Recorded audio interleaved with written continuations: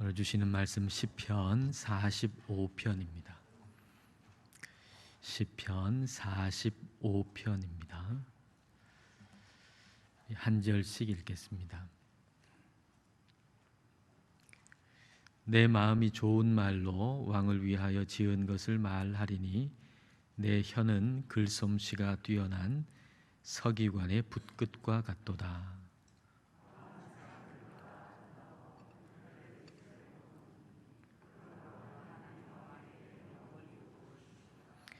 용사여 칼을 허리에 차고 왕의 영화와 위엄을 입으소서.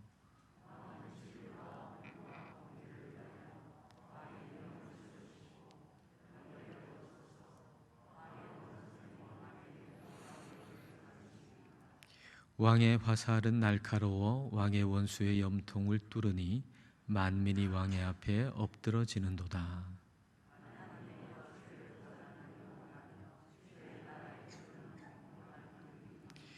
왕은 정의를 사랑하고 악을 미워하시니 그러므로 하나님 곧 왕의 하나님이 즐거움의 기름을 왕에게 부어 왕의 동료보다 뛰어나게 하셨나이다.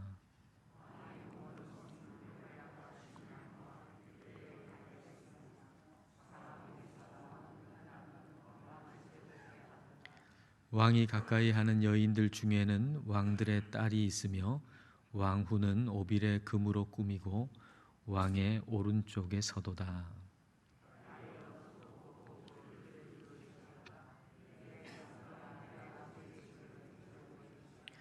그리하면 왕이 내 아름다움을 사모하실지라.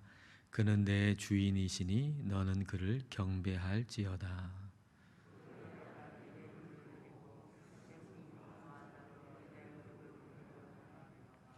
왕의 딸은 궁중에서 모든 영화를 누리니 그의 옷은 금으로 수놓았도다.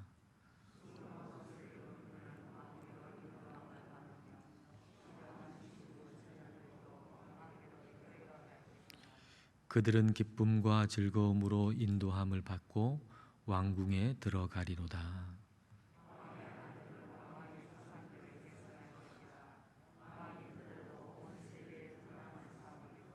함께 읽겠습니다. 내가 왕의 이름을 만세에 기억하게 하리니 그러므로 만민이 왕을 영원히 찬송하리로다. 아멘. 옆에 분에게 당신은 그리스도의 신부입니다. 한번 인사하겠습니다. 당신은 그리스도의 신부입니다. 오늘 시편 45편의 표제는 사랑의 노래라고 되어 있는데요. 소산님의 맞춘 노래라고 되어 있습니다. 소산님은 백합을 의미하는 단어인데요. 사랑의 노래에 맞는 어떤 곡조나 어떤 악기를 가리키는 것으로 보입니다. 표면적으로 보면 이 시편은 왕의 결혼식입니다. 왕과 왕후의 결혼식입니다. 그런데 더 깊은 의미로 들어가면 예수님과 예수님의 신부인 성도의 사랑의 관계를 노래한 거죠. 아가서도 표면적으로 보면은 남녀의 사랑을 노래한 것이지만 그 깊은 내용적으로 들어가면 그리스도와 그리스도의 신부인 성도 사이에 사랑을 이야기한 것과 같은 것입니다. 먼저 1절 말씀은 이 사랑의 노래를 지은 이 시인 자신에 대한 건데요. 1절에 이렇게 돼 있죠. 내 마음이 좋은 말로 왕을 위하여 지은 것을 말하리니 내 혀는 글솜씨가 뛰어난 서기관의 붓끝과 같도다. 이 시편을 노래한 사람은 마음에 그 왕을 사랑하는 마음으로 지금 가득 차 있습니다. 마음에 가득 찬 것이 입으로 나오죠. 마음에 악한 것이 가득 차 있으면 악한 것이 나오고, 마음에 선한 것이 가득 차 있으면 선한 것이 나오게 됩니다. 이 시편 45편의 시인의 마음에는 왕을 사랑하는 마음으로 가득 차 있어가지고 마치 그 서기관이 글을 쓸 때 글을 잘 써서 일필휘지로 확 쓰는 것처럼 이 시인의 입에서 그냥 그 노래가 막 이제 나오는 거예요. 그 마지막 절에도 이 시인이 왕을 향한 마음이 들어야 있는데 17절에 보십시오. 내가 왕의 이름을 만세에 기억하게 하리니 그러므로 만민이 왕을 영원히 찬송하리로다. 시인의 마음에 왕을 사랑하는 마음이 가득해요. 그래서 만세에 왕의 이름이 기억되기를 원하는 마음이 이 시인의 마음 속에 하나의 기쁨이 되고 사명이 되는 거죠.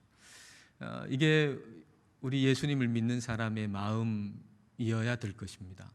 예수님을 사랑하는 마음이 우리에게 가득하고, 그리고 예수님이 전해졌으면 좋겠다는 그런 마음, 사람들이 예수님의 이름을 기억하면 좋겠다라고 하는 그런 마음, 그것이 우리의 사명일 것입니다. 근데 우리 마음에 이 대목이 언제나 이제 걸리죠. 우리의 마음 속에 언제나 이 부분이, 그걸 우리가 알고 있음에도 불구하고 우리 마음 속에 언제나 이게 걸려요. 왜냐하면 내 이름을 높이려고 하는 욕구가 우리 마음 속에 너무 강해서, 너무 강하게 자리 잡고 있기 때문이죠. 그래서 예수님께서 우리에게 주님을 따르려면 자기 십자가를 지고 따르라, 그렇게 말씀하시잖아요. 근데 자기 십자가를 지고 따르라 라고 할 때 날마다 라고 하는 걸 덧붙이셨어요. 날마다 자기 십자가를 지고 나를 따르라. 그러니까 우리가 어제는 좀 겸손하게 잘 살았어요. 그렇다고 해가지고 오늘도 그렇게 살아갈 수 있는가? 그렇지 않다는 거죠. 오늘도 십자가에서 내가 죽어야 오늘 이 하루를 하나님의 사람으로 살아갈 수 있는 거죠. 오늘 하루는 참 우리가 잘 살았어요. 하나님의 뜻에 따라 하나님 바라보면서 살았어요. 그럼 내일은 또 자동적으로 그렇게 되는가? 또 그게 아니라는 거죠. 그러니까 날마다 자기 십자가를 지고 예수님을 따라야 된다라고 하는 겁니다. 그러니까 내 이름을 자꾸 제거해야 된다는 거죠. 내가 죽는다라고 하는 것은 내 이름을 자꾸 지우는 거 아니겠습니까? 그러니까 우리 마음에는 자꾸만 내 이름을 이렇게 드러내고 싶은 마음이 강하기 때문에 십자가를 진다는 것은 내 이름을 자꾸 지운다는 얘기겠죠. 내 이름을 자꾸 지우고 매일매일 지우고 예수님의 이름을 높이는 거, 이것이 우리가 해야 할 일입니다. 창세기 11장하고 창세기 12장이 대조가 되잖아요. 창세기 11장에는 바벨탑 사건이 나오죠. 바벨탑 사건의 핵심이 뭡니까? 우리가 우리의 이름을 내자는 거 아닙니까? 우리가 우리의 이름을 내자. 근데 우리가 우리의 이름을 내자라고 한 것이 실패했잖아요. 다 무너졌잖아요. 사람이 자기의 이름을 낸다라고 하는 것은 여지없이 실패할 수밖에 없다라고 하는 걸 성경이 우리에게 가르쳐 주세요. 근데 그 다음 장 창세기 12장에는 우리 하나님께서 아브라함에게 말씀을 하시잖아요. 근데 아브라함이 하나님께 말씀을 듣고서 가지고 있는 모든 기득권들 이런 거 내려놓고 명령하신 땅으로 가잖아요. 근데 하나님께서 그에게 약속해 주신 것이 뭡니까? 너의 이름을 창대하게 하겠다라는 약속 아닙니까? 너의 이름을 창대하게 하겠다. 그러니까 하나님 말씀을 듣고 자기 이름을 싹 지우고 갔을 때 하나님이 그 이름을 창대하게 해주신다는 거예요. 그러니까 우리가 우리 이름을 내려고 할 때는 무너지지만 하나님의 이름을 내려고 할 때는 하나님이 우리의 이름을 창대하게 하신다라는 얘기입니다. 고린도후서 10장 18절 말씀에 이렇게 되어 있습니다. 옳다 인정함을 받는 자는 자기를 칭찬하는 자가 아니요 오직 주께서 칭찬하시는 자니라. 하나님께서 참으로 인정해 주시는 사람이 누굽니까? 자기 스스로를 높이는 사람, 자기 스스로를 칭찬하는 사람이 아니다라는 것이죠. 근데 우리는 좀 그런 습성이 있잖아요. 자화자찬하고 스스로를 높이려고 하는 마음, 이런 마음이 참 많잖아요. 근데 진짜 하나님이 인정하시는 사람은 하나님이 칭찬하시는 사람이라는 거예요. 하나님이 인정해 주시는 사람, 하나님이 칭찬하시는 사람, 그 사람이 옳다 인정함을 받는 사람이라는 거죠.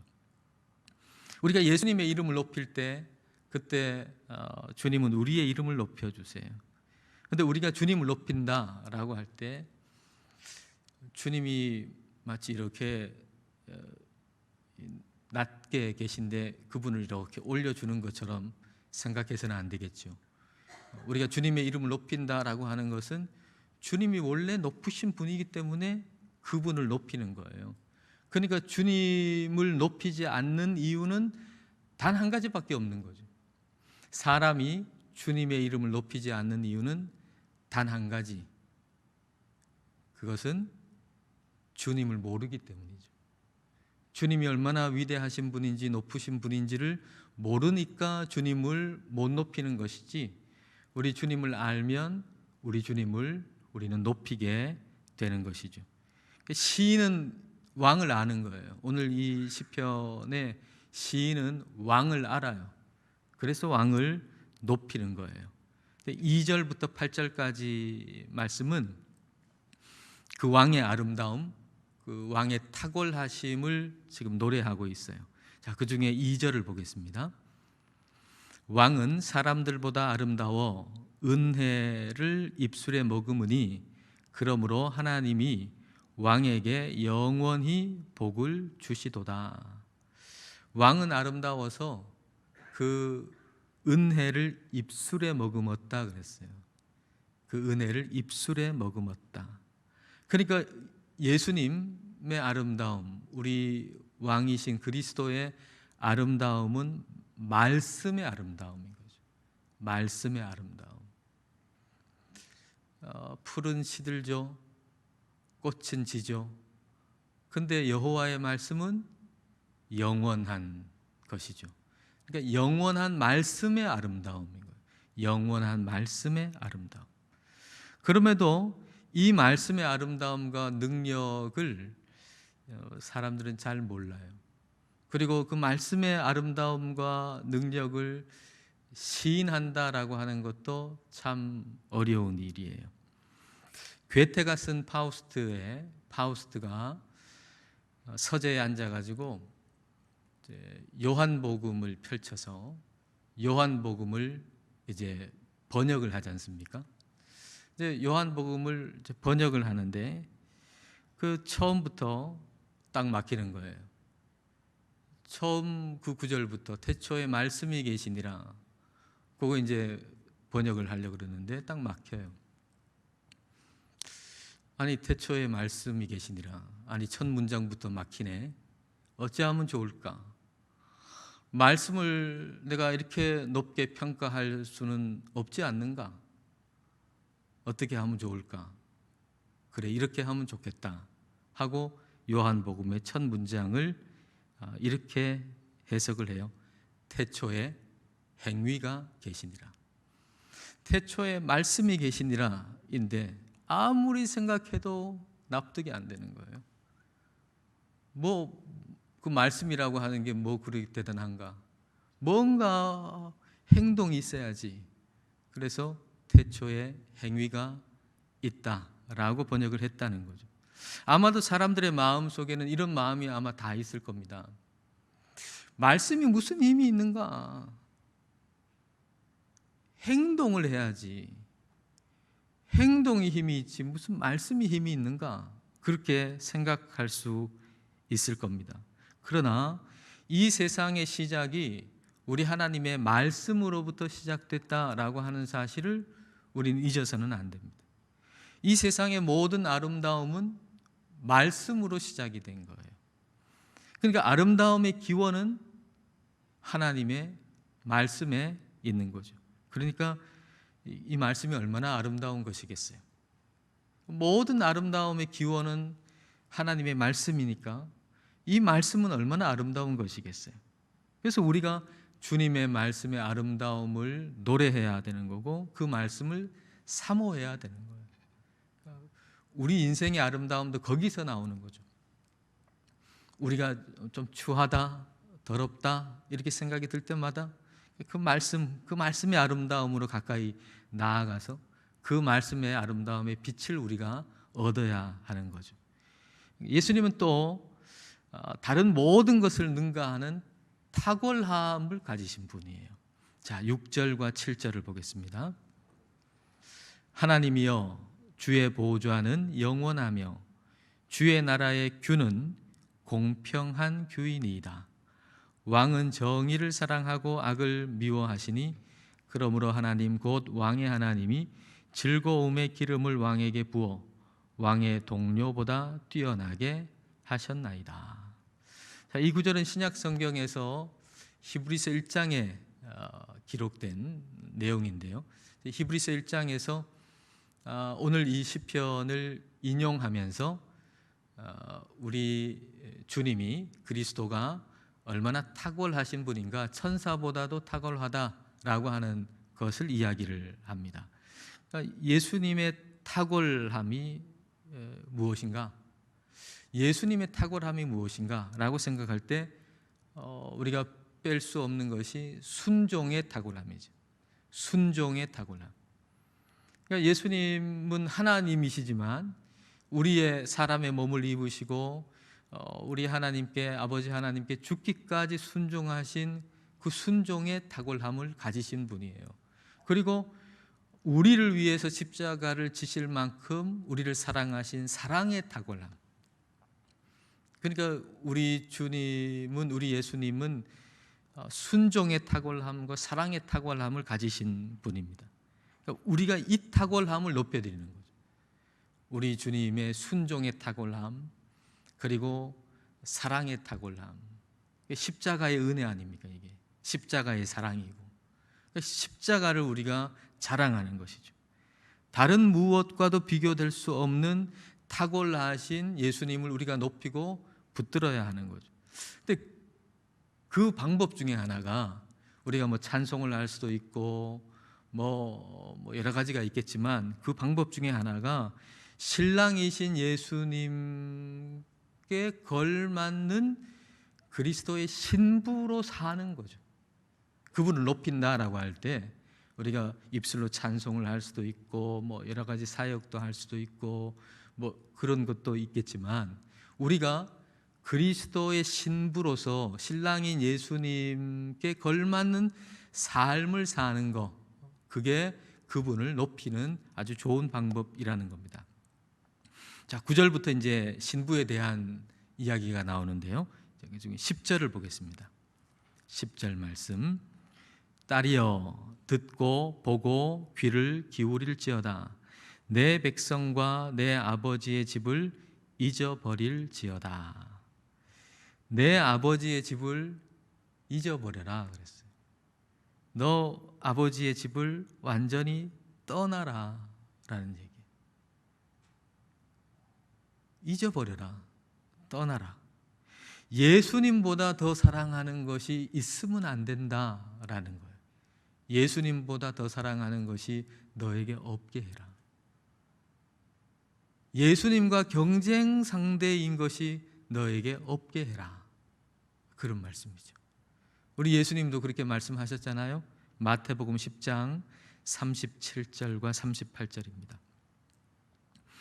아버지나 어머니를 나보다 더 사랑하는 자는 내게 합당하지 아니하고 아들이나 딸을 나보다 더 사랑하는 자도 내게 합당하지 아니하며 또 자기 십자가를 지고 나를 따르지 않는 자도 내게 합당하지 아니하니라. 부모 자식을 예수님보다 더 사랑하는 자는 예수님 따르지 못한다, 그렇게 말씀하고 계신 거예요.